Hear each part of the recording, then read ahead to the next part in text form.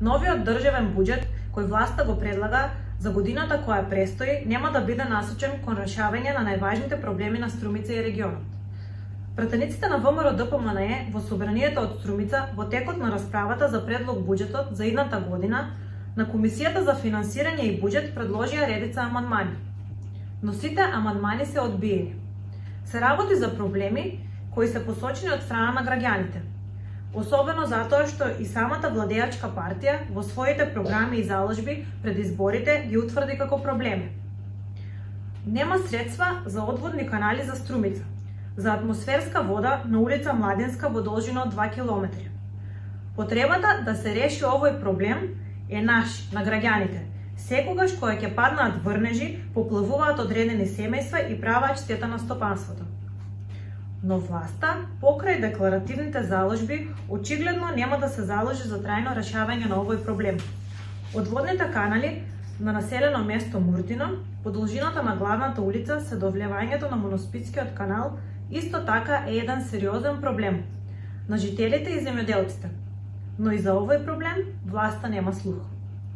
Одбиен е амандманот и нема да има уредување и бетонирање на каналите по село Дабиле и село Куклиш, кои исто така го загрозуваат нормалното живење и функционирање.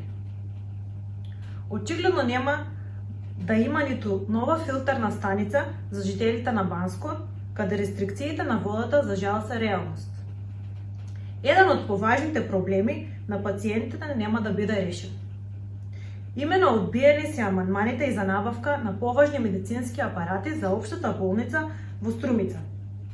Нема да има ниту дигитализација на рентген службата.